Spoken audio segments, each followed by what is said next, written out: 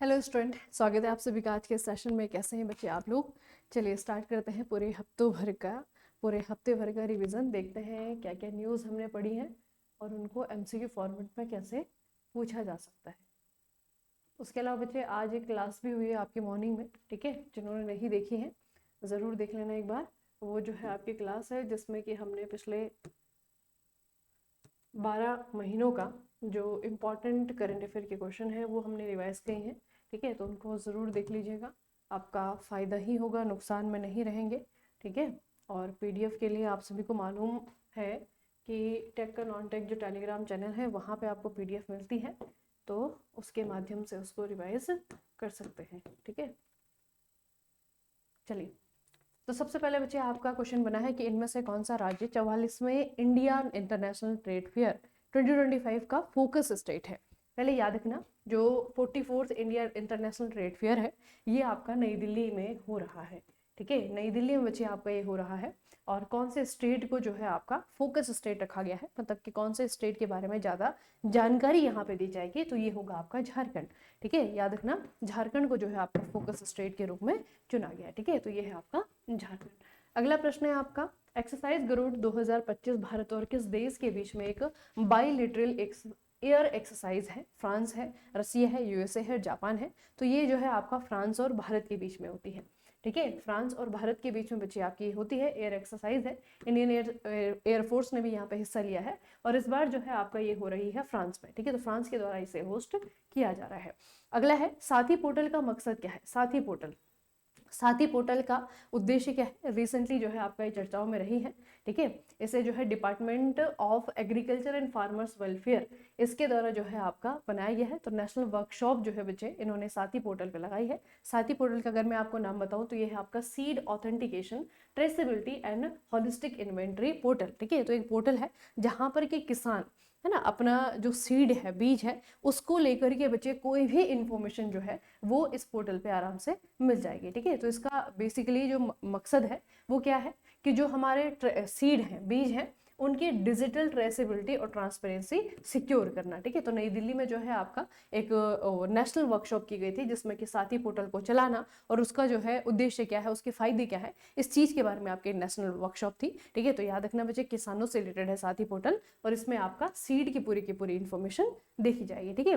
अगला आपका सालू मर्दा थिमक्का, जिनका हाल ही में निधन हुआ है, उनको उनके योगदान के लिए पद्मश्री से भी सम्मानित किया गया है। इनका जो कंट्रीब्यूशन है वो कौन से क्षेत्र में है? तो इन्वायरमेंट के लिए, ठीक है? इनको बच्चे इन्वायरमेंटल कंजर्वेशन के रूप में जो है आपका जाना जाता है, ठीक है? बहुत काम किया इन्होंने, मतलब ऐसा कहा जाता है कि 100 से ज़्यादा जो है इन्होंने बरगद के पेड़ लगाए हैं ना, सॉरी 100 मैंने कम ही कह दिया है ना, तो बरगद का पेड़ जो है बच्चे आपका इन्होंने लगाए हैं।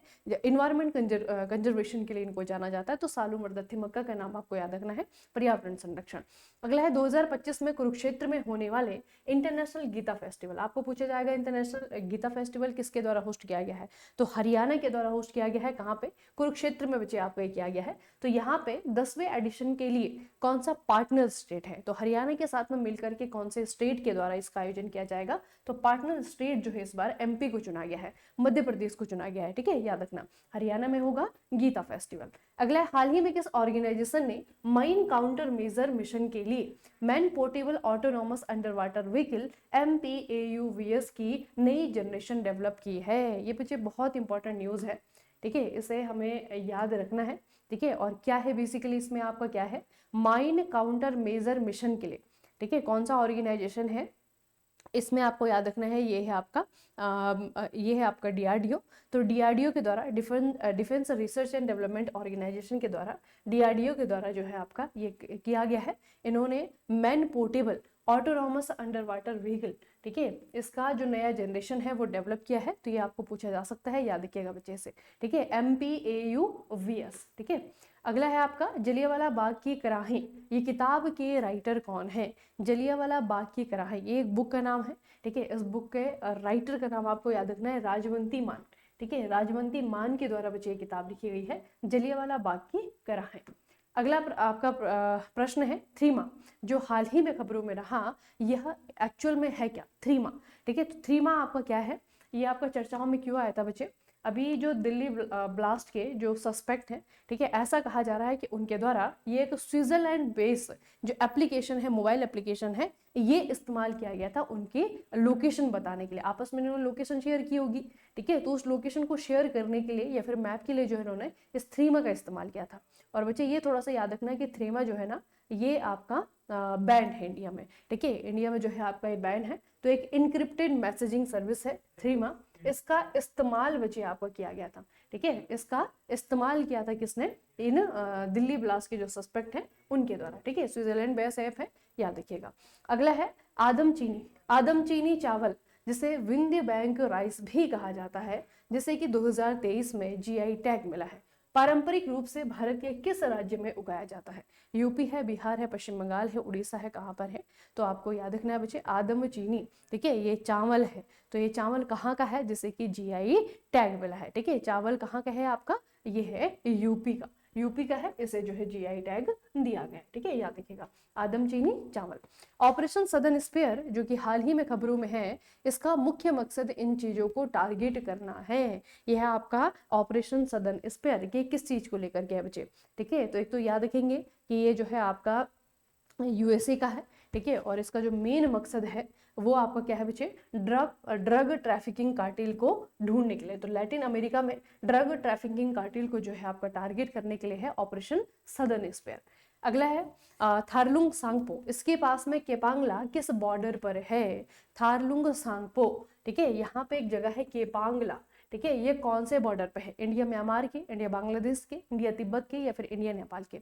अब इसकी जो है अपनी एक खासियत है बच्चे, ठीक है, ये जो है आपका इंडो तिब्बतियन बॉर्डर पे है, भारत और तिब्बत के बॉर्डर पे जो है आपका ये है, ठीक है, यारलुंग सांगपो के पास में केपांगला है, ठीक है। और केपांगला जो है बच्चे आपका ये केपांगला डे सेलिब्रेट किया गया है, क्यों इसे जो है आपका कहा जाता है ये पहला इंडियन विलेज है चाइना बॉर्डर पे, ठीक है, चाइना बॉर्डर पे जो है आपका ये पहला इंडियन विलेज है, तो इसे याद रखना है आपको, ये है आपका चाइना बॉर्डर पे, और ये आपका पहला गांव है इंडिया का, ठीक है। तो केपांगला, केपांगला आपको याद रखना है कहाँ पे है, इंडिया और तिब्बत, या फिर तिब्बत आप चाइना के उस पे है बॉर्डर में, चाइना के कंट्रोल में है, तो इंडो तिब्बत या फिर इंडो चाइना बॉर्डर पे है आपका केपांगला, ठीक है। अगला है बच्चे मरम नागा, ये एक जनजाति है, ट्राइब है जो कि आपके नागालैंड की है, ठीक है, मरम नागा ये एक जनजाति है। तो इसमें आपका पूछा हुआ है कि मरम नागा को लेकर के दो स्टेटमेंट है, इनमें से कौन से स्टेटमेंट है जो कि सही है? सबसे पहले है आपका मांगांग हर साल अप्रैल के आसपास मनाया जाने वाला एक त्योहार है और यह महिलाओं को समर्पित है। उसके बाद है मरम भाषा रोमन स्क्रिप्ट का इस्तेमाल करके लिखी जाती है, ठीक है।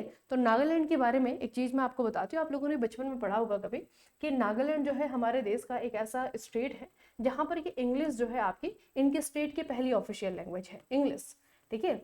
तो यहाँ पे बच्चे एक भाषा है, इसके बारे में मैं बता देती हूँ, उसके बारे में क्वेश्चन भी है, मरम भाषा, ठीक है। तो मरम भाषा जो है आपकी यहाँ पे ये जो आपके मरम नागा है, ठीक है, उनके द्वारा बोली जाने वाली भाषा है, और इसमें उसी स्क्रिप्ट का इस्तेमाल होता है जिस स्क्रिप्ट का इंग्लिश में इस्तेमाल होता है, यानी कि रोमन, ठीक है। तो रोमन स्क्रिप्ट में जो है आप भाषा बोली लिखी जाती है, ठीक है, और मरम भाषा जो है आपका ये रोमन स्क्रिप्ट का इस्तेमाल करके लिखी जाती है, ठीक है। तो ये है आपकी मरम भाषा, और आपको याद रखना है बच्चे ये आपका नागालैंड, ठीक है, कहाँ पे, नागालैंड। हॉर्नबिल फेस्टिवल 2025 के लिए किस देश को कंट्री पार्टनर के रूप में घोषित किया गया है? तो हॉर्नबिल फेस्टिवल जो है आपका मनाया जाने वाला है, ठीक है, हॉर्नबिल फेस्टिवल, और ये हॉर्नबिल फेस्टिवल आपका लगभग हर साल मनाया जाता है, एक बहुत ही इंपॉर्टेंट बच्चे आपका इवेंट है। इस बार के लिए इन्होंने यूके को, यूनाइटेड किंगडम को कंट्री पार्टनर के रूप में चुना है, ठीक है, यूके को कंट्री पार्टनर के रूप में चुना गया है। और हॉर्नबिल फेस्टिवल जो है आपका ये 1 से लेकर के 10 दिसंबर तक मनाया जाता है, ठीक है, 1 to 10 दिसंबर, लगभग 10 दिनों तक चलने वाला एक फेस्टिवल है जो कि नागालैंड में कोहिमा में मनाया जाता है, ठीक है। तो याद रखिएगा ये आपका यूके। अगला है आपका 16वें फाइनेंस कमीशन 2026 से लेकर के 31 तक के चेयरपर्सन कौन है? तो अभी रिसेंटली एक हमने खबर पड़ी कि 16वें जो फाइनेंस कमीशन है, 16th फाइनेंस कमीशन है, उन्होंने अपनी रिपोर्ट जो है राष्ट्रपति को सौंप दी है, ठीक है, उन्होंने अपनी रिपोर्ट जो है वो राष्ट्रपति को सौंप दी है। और उसके बाद में बच्चे आपकी रिपोर्ट लागू कब होगी? ये रिपोर्ट जो है आपकी लागू होगी अगले साल, ठीक है, ये जो है आपकी 1 अप्रैल 2026 से लागू होगी, और ये चलेगी आपकी 31 मार्च 2031 तक, ठीक है। तो इसके जो रिकमेंडेशंस है उसको करने के लिए एक कमीशन बनाया गया था। उसमें जो हेड थे वो थे डॉक्टर अरविंद पनगड़िया, ठीक है, डॉक्टर अरविंद पनगड़िया। तो अभी आपको पूछा जाएगा कौन सा फाइनेंस कमीशन चल रहा है, 16वां चल रहा है, ठीक है। मतलब 2025 में तो 15वें की रिकमेंडेशन चल रही है, लेकिन अगले साल यानी कि 2026 में वो इनकी जो सिफारिशें होंगी वो लागू हो जाएंगी, ठीक है। अगला है जलवायु परिवर्तन सूचकांक CCPI 2026 में भारत का स्थान क्या है। इस बार हमने बहुत जो है आपका हम पीछे चले गए हैं, ठीक है, लगभग 13 प्लेसेस जो है हम फिसल गए हैं। पिछली बार 10वें नंबर पे थे, इस बार 23वें नंबर पे आए हैं, ठीक है। 23वें नंबर पे बच्चे हम आ गए हैं, भारत जो है आपका 23वें पे है, और चौथे नंबर पे जो है आपका डेनमार्क है, ठीक है। इस रिपोर्ट में हम पहला देश क्यों नहीं पढ़ते हैं कि पहले नंबर पे कौन है, क्योंकि पहले नंबर पे कोई है ही नहीं, पहले नंबर पे नहीं, दूसरे नंबर पे नहीं, तीसरे नंबर पे भी कोई नहीं है, ठीक है। तो फर्स्ट 3 प्लेसेस जो है आपके खाली हैं, वैकेंट है, और चौथे नंबर पे जो है आपका डेनमार्क आता है, और भारत जो है इस बार आपका 23वें नंबर पे है, ठीक है। अगला है बच्चे QS university ranking for sustainability 2026। इसके बारे में निम्नलिखित बातों पर गौर करें, कौन सी बात सही होगी ये हमें बताना है। सबसे पहले है कि QS सस्टेनेबिलिटी रैंकिंग पहली बार 2023 में शुरू की गई थी, ठीक है, बिल्कुल सही बात है। IIT दिल्ली 2026 एडिशन में टॉप 200 में रैंक पाने वाला अकेला भारतीय इंस्टीट्यूट है। स्वीडन की लुंड यूनिवर्सिटी ने 2026 रैंकिंग में रैंक 1 हासिल किया है। तो बच्चे तीसरा वाला तो सही है, ठीक है, तीसरा वाला तो सही है, पहला वाला भी सही है। IIT दिल्ली जो है आपका ये टॉप 200 में नहीं है ना, टॉप 200 में नहीं है, टॉप 500 में है, तो ये आपका पहला और तीसरा सही है बच्चे। IIT दिल्ली को अगर हम देखें तो QS यूनिवर्सिटी रैंकिंग में जो है आपका ये भारत की तरफ से जो है आपका पहले नंबर पे है, ठीक है, भारत की तरफ से आपका पहले नंबर पे IIT दिल्ली। और इसमें आपको याद रखना है कि 2023 में आपकी ये रैंकिंग स्टार्ट हुई है, और इसमें जो पहले रैंक है वो किसको मिली है, स्वीडन की एक यूनिवर्सिटी है, इसका नाम है आपका लुंड यूनिवर्सिटी, ठीक है, याद रखिएगा। अगला है किस संगठन ने 2025 ग्लोबल मीथेन स्टेटस रिपोर्ट जारी की है। अब यहाँ पे बहुत ही नामी गिरामी जो है आपके ऑर्गेनाइजेशंस है, इनमें से एक ऑर्गेनाइजेशन है जिसे हम UNEP कहते हैं, United Nation environment programme, UNEP कहा जाता है, ठीक है। ग्लोबल मीथेन स्टेटस रिपोर्ट जो है बच्चे इन्होंने पब्लिश की है, याद रखिएगा। अगला है 76th नेशनल बुक अवार्ड में फिक्शन अवार्ड कैटेगरी में किस किताब ने ये जीत हासिल की है। ये हमारे देश का नहीं है बच्चे, ठीक है, नाम पढ़ के आपको लगेगा नेशनल बुक, नेशनल बुक मतलब कि भारत की किताबों को नहीं, ठीक है, ये इसमें आपके इंग्लिश जो राइटर हैं उनको दिया जाता है। तो नेशनल बुक अवार्ड जो है इस बार दिया गया है। अब इसमें कैटेगरीज होती हैं, ठीक है, इसमें खूब सारी कैटेगरी होती है, फिक्शन हो गया, नॉन फिक्शन हो गया, है ना। तो फिक्शन जो कैटेगरी है वो एग्जाम में पूछी जाती है। तो फिक्शन अवार्ड कैटेगरी में जो है आपका ये किताब है the true story of Raja and गुलिबल, ठीक है, एंड हिज मदर। ये जो है आपकी क्या है, ये कहानी है, ठीक है। इस किताब को जो है इस बार फिक्शन कैटेगरी में पुरस्कार दिया गया है, और इसे लिखा किसने बच्चे, इसे लिखा गया है आपका राबी अलमेदीन, ठीक है, राबी अलमेदीन के द्वारा इसे लिखा गया है, the true story of Raja and गुलिबल। अगला है इंडियन आर्मी का नया कोर्ट कॉम्बैट, इंडियन आर्मी का नया कोर्ट कॉम्बैट, इसका डिजिटल प्रिंट ये कौन से इंस्टीट्यूट के द्वारा डिजाइन किया गया है। ये कौन सा है बच्चे, ये है आपका NIFT नई Delhi, national institute of fashion technology, ठीक है, निफ्ट न्यू दिल्ली के द्वारा जो है आपका इनका नया डिजिटल प्रिंट जो है कोर्ट कॉम्बैट का बनाया गया है। अगला है आपका बिरसा 101, बिरसा 101 है क्या, ठीक है, बिरसा 101, और ये बिरसा है बच्चे BIRSA, ठीक है, ये है आपका बिरसा 101 आपका क्या है, ये एक थेरेपी है, याद रखना ये एक आपकी थेरेपी है, और ये कैसी थेरेपी है, जीन थेरेपी है, बेसिकली जीन थेरेपी है, सिकल सेल, ठीक है, सिकल सेल बीमारी के लिए ये भारत की पहली स्वदेशी CRISPR बेस्ड जीन थेरेपी है, याद रखिएगा इसे, ठीक है। थोड़ा जो है बहुत ज़्यादा डिटेल में जाने की जरूरत नहीं है। सिकल सेल बेसिकली जो हमारी ब्लड सेल्स होती है ना, उनका जो साइज है वो बिगड़ जाता है, ठीक है, वो चपटी हो जाती है, उस बीमारी को कहते हैं सिकल सेल डिजीज, ठीक है। तो सिकल सेल से निपटने के लिए एक जीन थेरेपी है, नाम है इसका बिरसा 101, ठीक है, बिरसा 101। किस ऑर्गेनाइजेशन ने माइन डिटेक्शन के लिए next generation man portable autonomous under water vehicle develop किए हैं। बताओ भाई ये किसका है, अभी जस्ट हमने पढ़ा है, किसने किया है, ये DRDO ने, ठीक है। किस ऑर्गेनाइजेशन ने माइन डिटेक्शन के लिए next generation man portable autonomous under water vehicle develop किए हैं, तो ये है आपका DRDO, ठीक है, DRDO के द्वारा डेवलप किया गया है, याद रखिएगा ना, हमने पहले भी पढ़ लिया है, ये DRDO ने किया है। सैकड़ों बरगद के पेड़ लगाने के लिए मशहूर 114 साल के पद्म श्री पर्यावरणविद कौन है जिनका हाल ही में निधन हुआ है? इनका नाम है बच्चे सालुमरदा थिमक्का। ठीक है, सालुमरदा थिमक्का, हाल ही में इनका देहांत हुआ है, आपको याद रखना है। अगला है, कौन सी कंपनी भारत का सबसे बड़ा 10 गीगावाट सोलर वेफर्स और इनगॉट मैन्युफैक्चरिंग प्लांट लगाने का प्लान बना रही है? भारत में अभी तक का सबसे बड़ा 10 गीगावाट सोलर वेफर्स, ठीक है, 10 गीगावाट की क्षमता वाला सोलर वेफर्स और इनगॉट मैन्युफैक्चरिंग प्लांट लगाने की बात कर रही है। तो ये कंपनी कौन सी है? ये इनमें से कौन सी कंपनी है? कंपनी अगर आप देखेंगे तो अडानी है, टाटा है, रिलायंस एनर्जी है और आपकी सुजलान है। तो ये बच्चे आपकी टाटा पावर है। ठीक है, टाटा पावर के द्वारा जो है आपका ये प्लानिंग की जा रही है। टाटा पावर जो है आपका ये प्लानिंग कर रहा है कि भारत का अभी तक का सबसे ज़्यादा पावर का जो है आपको यहाँ पे एक सोलर वेफर्स लगाए जाएंगे। अभी खैर कहाँ पे लगेगा क्या है इसके बारे में नहीं है, बस ये जो है आपका प्लान बन रहा है। अगला है, इंडियन रेलवे ने रियल टाइम में विगन डोर लॉकिंग स्टेटस को मॉनिटर करने के लिए एआई बेस्ड सिस्टम शुरू किया है। इसका नाम क्या है? ये आपको बच्चे इंडियन रेलवे का है। ठीक है, इंडियन रेलवे ने एआई बेस्ड सिस्टम शुरू किया है। इसका नाम जो है आपका क्या रखा गया है? एआई बेस्ड सिस्टम है। और ये किस लिए है? ये है आपका विगन को, है ना, जो लॉकिंग सिस्टम होता है ना, locking system, door locking system, उसको जो है आपका मॉनिटर करने के लिए। तो ये पूरा का पूरा एआई पे ही चलेगा। ठीक है, और इंडियन रेलवे के द्वारा इसे जो है आपका लॉन्च किया गया है और इस पूरे सिस्टम का नाम है दृष्टि। ठीक है, तो दृष्टि सिस्टम है और ये आपका रेलवे से रिलेटेड है बच्चे। कौन से देश मिलकर के 2026 FIH hockey world cup host करने वाले हैं? तो 2026 में अगले साल बेल्जियम और नीदरलैंड, ठीक है, बेल्जियम और नीदरलैंड में बच्चे आपका फुटबॉल का, सॉरी, हॉकी का, ठीक है, हॉकी का जो है आपका ये वर्ल्ड कप होस्ट होगा। ठीक है, बेल्जियम और नीदरलैंड में। अगला है, लेटेस्ट अनाउंसमेंट के अकॉर्डिंग पेटेंट फाइलर के तौर पर भारत की ग्लोबल पोजीशनिंग क्या है?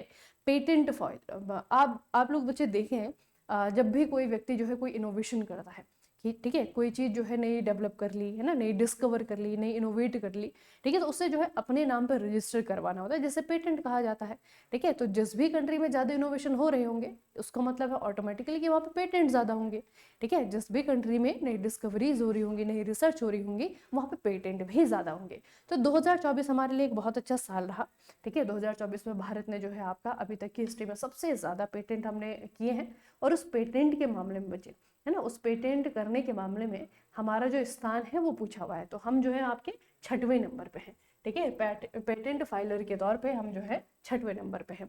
अगला है, किस भारतीय राज्य को ग्लोबल पहचान मिली है जिसके पुरी और सुनापुर बीच को 2025-26 के लिए ब्लू फ्लैग सर्टिफिकेशन मिल गया है? तो ये जो बीचेस हैं ये कहाँ पे हैं? ये आपके उड़ीसा में है। ठीक है, कौन से भारतीय राज्य में है? उड़ीसा में है आपका सुनापुर और पुरी। ठीक है, अगला है, इसरो का Chandrayaan 4 lunar sample return mission किस साल लॉन्च होने वाला है?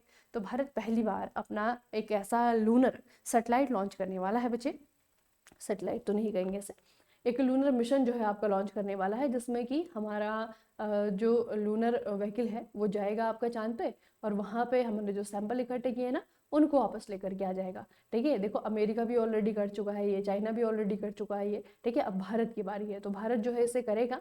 और कब तक करेगा बच्चे? 2028 तक, है ना। अभी जो है आपका इसरो के द्वारा ये कहा गया है कि 2028 तक, 2028 तक जो है चंद्रयान 4 का जो लूनर सैंपल रिटर्न मिशन है वो जो है आपका लॉन्च हो जाएगा। उसके अलावा एक और चीज़ याद रखना, एक और चीज़ याद रखना, वो होगा आपका चंद्रयान 5।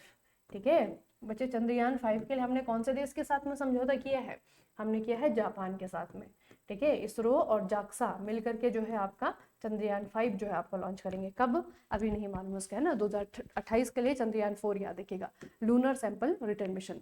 गुजरात के किस पारंपरिक सफेद पत्थर को हाल ही में जियोग्राफिकल इंडिकेशन यानी कि GI टैग दिया गया है? गुजरात का है सफेद पत्थर, है ना। अब इनमें से कौन से रॉक की बात हो रही है बच्चे? मकराना मार्बल की, जैसलमेर का येलो स्टोन है, कोटा का स्टोन है, या फिर अंबाजी मार्बल है? वैसे नाम बहुत आसान दे दिया ना, मकराना है, जैसलमेर है, कोटा है, ये तीनों में जो है आपका राजस्थान का नाम आ रहा है ना।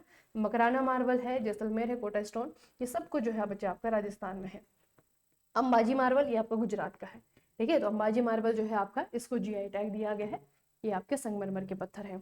16वें फाइनेंस कमीशन की रिपोर्ट में कौन सा अवार्ड पीरियड शामिल है? 16th फाइनेंस कमीशन की रिपोर्ट में कौन सा अवार्ड पीरियड शामिल है? कौन सा पीरियड है बच्चे जो कि इनके द्वारा कवर किया जाना है? बताओ भाई, अभी जस्ट हमने पढ़ा है मैंने आपको बताया कि जो आपका 16वां वित्त कमीशन है, ठीक है, उनकी जो रिपोर्ट है, रिपोर्ट तो अभी आ गई 2025 में, लेकिन रिपोर्ट की जो रिकमेंडेशंस है, अब सरकार क्या करेगी, जितनी भी रिकमेंडेशन उन्होंने दी होगी वो सारी की सारी थोड़ी ना अप्लाई करेगी, उनको पहले देखा जाएगा, पढ़ा जाएगा, ठीक है। अभी वो राष्ट्रपति के पास में, फिर वो आपका फिनेंस फिनेंस मिनिस्ट्री के पास में जाएगा, मिनिस्ट्री के बाद में जो हमारी जो वित्त मंत्री है वो जो है उसे संसद में जो है पेश करेंगी, है ना। वहाँ पे अगर वो पास होता है, जो जो रिकमेंडेशन पास हो जाएंगे वो लागू हो जाएंगे, और लागू कब होंगी, अगले साल 2026 में। कब तक, 2026 से 31 तक, ठीक है। तो जो आपका अवार्ड पीरियड है वो है आपका 26 to 31, 2026 से लेकर के 2031 तक, ठीक है। अगला है भारत किस देश के साथ में joint military exercise Ajay warrior 25 कर रहा है। तो अजय वॉरियर जो है भारत के और यूके के बीच में होती है, ठीक है, यूनाइटेड किंगडम के बीच में। अगला है बच्चे, अक्टूबर 2025 में भारत के सोने की इंपोर्ट की वैल्यू क्या थी। सोने की इंपोर्ट की वैल्यू अक्टूबर 2025 में क्या रही। सोने की इंपोर्ट की वैल्यू आपकी क्या रही, देखो 14.72 बिलियन है, 4.92 बिलियन है ना। इस आंकड़े को बच्चे याद रखना थोड़ा सा मुश्किल होगा, इसे याद रखना, ठीक है, इसे याद रखिएगा, ये आपको याद रखना पड़ेगा। इस तरीके के आंकड़े आपके एग्जाम में आते हैं। तो 14.72 बिलियन, क्योंकि अभी जो ताज़ा रिपोर्ट आई है ना, उसी रिपोर्ट में जो है आपका बताया गया है कि सोने की जो इम्पोर्ट की वैल्यू है वो है आपका 14.72 वैल्यू। और ये बहुत ज़्यादा बच्चे 72 बिलियन, ये बहुत ज़्यादा चर्चाओं में इसलिए भी था क्योंकि आरबीआई ने एक नया डिसीजन लिया है। आरबीआई ही जितना भी हमारे देश का सोना है उसकी रखवाली कौन करता है बच्चे, आरबीआई करता है ना। तो आरबीआई ने डिसीजन लिया है कि हम क्या करेंगे, हम जो है जितना भी हमारा सोना विदेशों में जो पड़ा हुआ है उसको जो है वापस ले आएंगे, ठीक है। तो वो आरबीआई के डिसीजन है, तो आपको ये याद रखना है, वैल्यू जो है याद रखनी है 14.72 बिलियन, ठीक है, 14.72 बिलियन। अगला है बच्चे, QS world university sustainability ranking, अभी हमने पढ़ा 2026 में कौन सी यूनिवर्सिटी टॉप पे है, ये स्वीडन की है और इसका नाम है लून यूनिवर्सिटी, ठीक है। ये आपके कहाँ की है, स्वीडन की है, ठीक है, याद रखिएगा बच्चे। अगला है, सीएजी किस शहर में फाइनेंशियल ऑडिट के लिए सेंटर ऑफ एक्सीलेंस बना रहा है। सीएजी यानी कि भारत के नियंत्रक और महालेखा परीक्षक, ठीक है, controller auditor general of India, इनके द्वारा ऑडिट किया जाता है। क्या ऑडिट किया जाता है, सरकार का खर्चा, सरकार कितना कहाँ पैसा व्यय करती है, कितना खर्च करती है, कितना जो है उनके खर्चे क्या है, और सभी के राज्य सरकार, केंद्र सरकार, ठीक है, उनको ऑडिट करने का काम बच्चे कैग का होता है। तो कैग ने एक जो है आपका ऑडिट के लिए, फाइनेंशियल ऑडिट के लिए इन्होंने सेंटर ऑफ एक्सीलेंस जो है बच्चे बनाया जा रहा है। तो कहाँ पे, हैदराबाद में, ठीक है, याद रखेंगे, हैदराबाद में जो है इनके द्वारा सेंटर ऑफ एक्सीलेंस बनाया जा रहा है। तो ये आपको याद रखना है, ठीक है। उसके अलावा एक और न्यूज़ का जो क्वेश्चन है वो यहाँ पे बच्चे मैंने इंक्लूड तो नहीं किया है, लेकिन आपको बता रही हूँ क्योंकि वो कल की ही न्यूज़ है, अभी जो है आपका 21 की न्यूज़ है, आप थोड़ा देख लें, इसे याद कर लेना। अभी इस बार आपका एक बहुत ही चर्चाओं में रहा है, बहुत ही चर्चाओं में बच्चे ये खबर रही है, मिस यूनिवर्स का ब्यूटी पेजेंट, ठीक है। आपको पूछा जाएगा कि किधर हुआ है ये, ठीक है, ये कहाँ हुआ है। तो ये हुआ है आपका कहाँ पे, ये हुआ है आपका थाईलैंड में, ठीक है। अगर आप देखें थाईलैंड में जो है आपका मिस यूनिवर्स का जो है आपका ब्यूटी पेजेंट हुआ है, ठीक है, और उसे जो है आपका जीत लिया है मैक्सिको की फातिमा बॉश ने, ठीक है, इसे याद रखना, ठीक है। बहुत बच्चे आपका चर्चाओं में रहा था, इसके पीछे बहुत कंट्रोवर्सी हुई थी। एक्चुअल में क्या होता है ना, जब भी कंट्रोवर्सी होती है तो मैं आपको न्यूज़ नहीं बताती हूँ कंट्रोवर्सी वाली, है ना। कंट्रोवर्सी के चारों तरफ जो भी स्टैटिक की चीज़ें होती हैं वो मैं आपको बता देती हूँ। तो ये कंट्रोवर्सी में रहा था, अब इसके पीछे क्या कंट्रोवर्सी है वो मैं आपको बता दूं, शॉर्ट में बता देती हूँ। बेसिकली वहाँ पे बच्चे आपका ब्यूटी पेजेंट आपका थाईलैंड में होने वाला था, ठीक है। तो ब्यूटी पेजेंट स्टार्ट होने से पहले जो वहाँ पे कोई जो है आपके चीफ रहे होंगे, मैनेजमेंट के कोई आपके ऑफिसर रहे होंगे बड़े, ठीक है, उन्होंने क्या किया कि सभी लोगों के सामने, जितने भी यहाँ पे ब्यूटी पेजेंट में प्रतिभागी थे, जितने भी देश से थे, उनके सामने जो है आपकी मैक्सिको की जो मिस यूनिवर्स थी, ठीक है, उनको उठाया और उनको जो है आपका सभी के सामने इस तरीके से ह्यूमिलिएट किया। बेसिकली ना उनको जो है कहा कि तुम अपनी टीम की, अपनी जो नेशनल डायरेक्टर हैं तुम्हारे, तुम उनका क्या हाथ सुन रही हो, तुम थाईलैंड का प्रमोशन नहीं, इस तरीके से जो है कुछ बात हुई।